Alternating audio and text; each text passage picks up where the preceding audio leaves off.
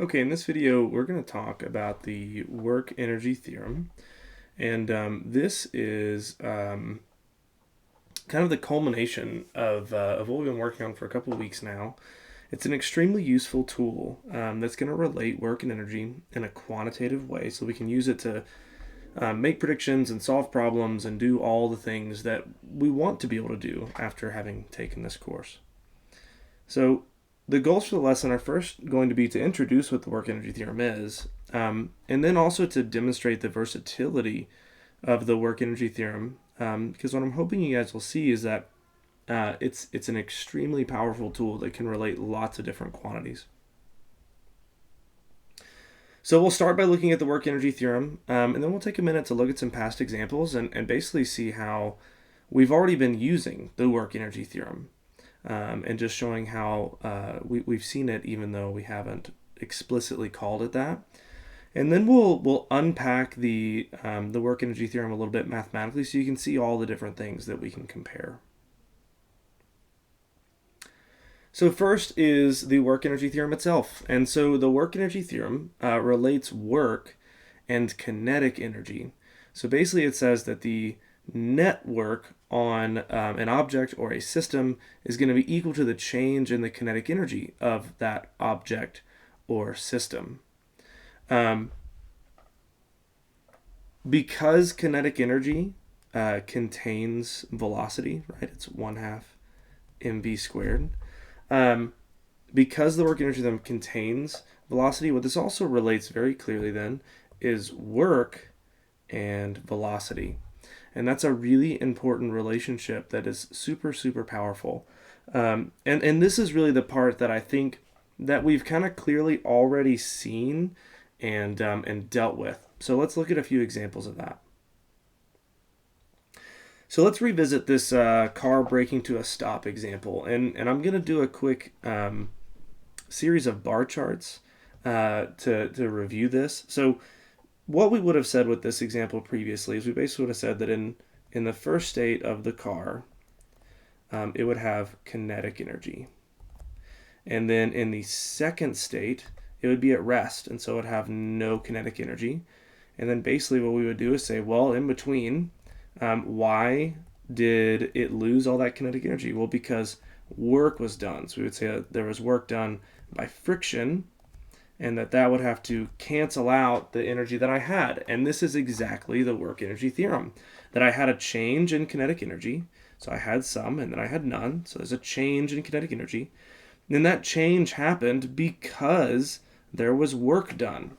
And this is really all the work energy theorem is telling us conceptually, is that if there's a change in kinetic energy, work must have been done. But it takes it one step further and quantifies it, which makes it useful for solving problems. So here's another one that we saw, which is a cart is pushed from rest to high velocity. And here we basically see the opposite. So here what we see is that you have something that starts with no kinetic energy in its first state. In its second state, what we see is now it has kinetic energy.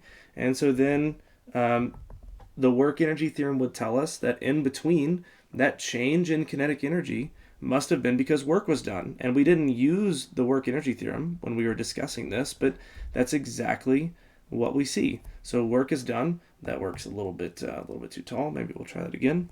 Work was done, and that work introduced kinetic energy. One last one here. A box is pushed at constant velocity under the influence of friction.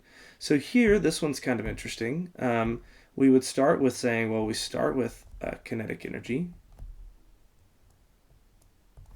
And we end with actually the same amount of kinetic energy because of the constant velocity.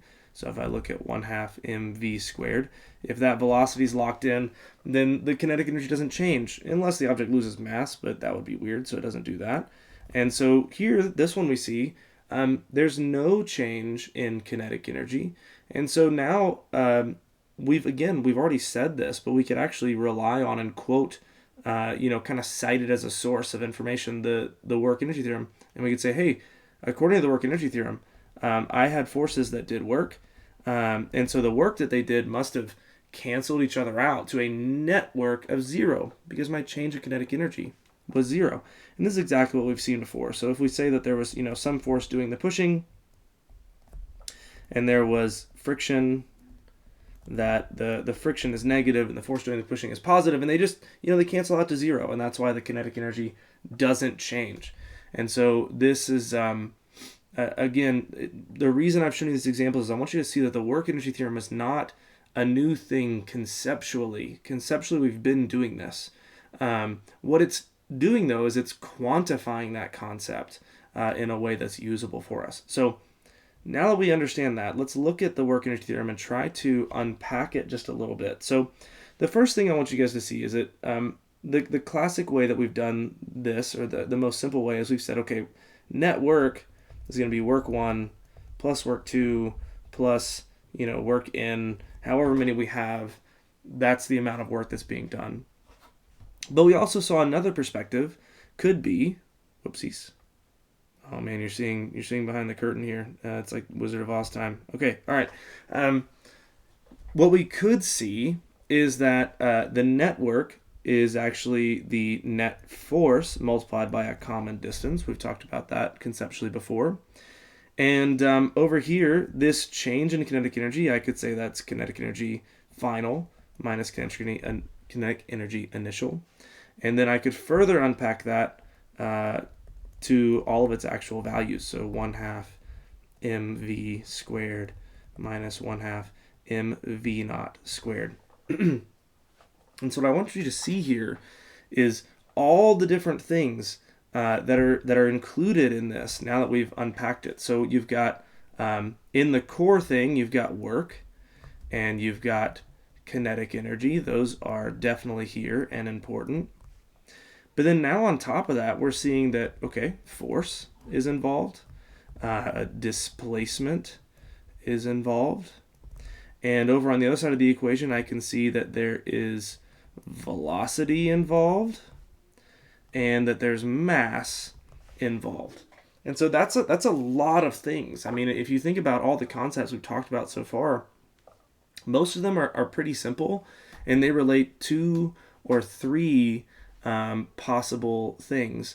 But the work energy theorem actually, it kind of touches a little bit of everything that we've done so far, and that's why it's an extremely powerful tool that honestly I think, especially if you're in the AP class, you should be really excited about, because it makes a lot of things that are difficult to solve from other perspectives, it actually makes them pretty easy to solve now that we have this as a tool. And I before I close out, I want to let you guys know that you don't have to come all the way down to this big writing every time. It kind of depends on what you're doing and working with. It's totally okay on the work side to stop at this net work portion, or to calculate net work this way. It's also totally okay to have a question or an idea that it's really just talking about. On the other side, I could just leave this as a change in kinetic energy, depending on what I'm looking for. I could unpack this to be net force times D. It depends on what I'm looking for. I think sometimes there's a tendency to be a bit afraid of something that has lots of angles like this. But the point of the work energy theorem is not that you have to think about all these things. It's just that you can, right? I could unpack either side of this as much as I want or need to be able to solve a problem. And so it becomes a really, really powerful, useful tool. In fact, I think maybe the most powerful thing that you learn in AP Physics 1. It's extremely useful and powerful. So to go back and just make sure we've touched on the learning goals. So up here, where are we? Hopefully you feel confident having seen the work energy theorem. And an unstated goal here is that I want you guys to be able to see that the work energy theorem is something that it's really not new. It's just a formalized writing of a concept that we've already been communicating. And then second, to demonstrate the versatility of the work energy theorem. So hopefully you can see, kind of unpacking that equation, how it touches a lot of things. And that's really powerful and really useful, and I think should be extremely encouraging. So that's it for this video.